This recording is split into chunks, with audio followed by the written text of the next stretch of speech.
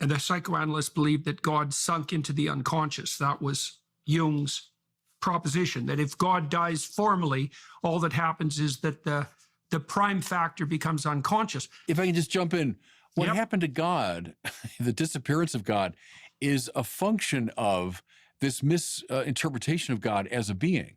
And we Yeah. can see when that happened. It happened by the late Middle Ages, when Aquinas' more analogical metaphysic gave way to a univocal conception of being. That's in people like William of Ockham. And when that happens, see, God is still there, but God is now one being among many. God's the supreme instance of the category being. Well, all right, in the late Middle Ages, God's still there. We take him seriously. But now move forward. As God is seen as a being among many, he becomes more and more distantiated, more and more irrelevant to the world. And then in early modernity, he becomes a rival to the world. And it has to be that way. If you and I were sort of plotted on the same mathematical grid, we're going to be to some degree over and against each other. We'll be battling for the same space. So God and humanity are on the same grid, both beings, one's smaller, one's bigger, but they're of course going to come into conflict. Now, look, read a lot of the early moderns that way. Then keep going, and you come right up to the atheists who finally say, look, I've had it with this being. I don't want this big being interfering with my freedom and my self-definition. Now you've got Jean-Paul Sartre, right?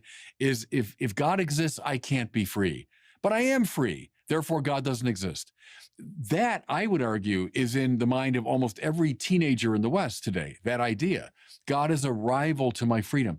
But you know this, how repugnant all of that is to the Bible, right? In fact, this morning in my office, so as a priest, I pray the Liturgy of the Hours every day, and we had the passage from Isaiah, and it says this, Lord, you have accomplished all we have done. It's a little line, but it'll take your breath away if you get it. Lord, you have accomplished all we have done. We've done it, but you accomplished it. The implication there is God is not a rival to our thought or to our action or our achievement. In fact, the glory of God is a human being fully alive, as St. Irenaeus said. See, that's what modernity begins to have a problem with. And when you follow that trajectory, you get all the way right to the atheists who say, well, I don't want this big being interfering with my life and my accomplishment. And then we'll go back to something we've both talked about a lot, the burning bush, right? Which is on fire, but not consumed.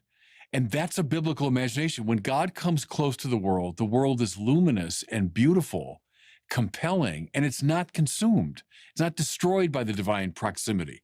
So that's the biblical idea that was compromised by the late Middle Ages, became exaggerated in the modern period, and then comes to full fruition with the atheists.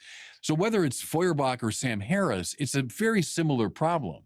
And they're not getting, seems to me, the biblical understanding of the non-competitiveness of God with the world.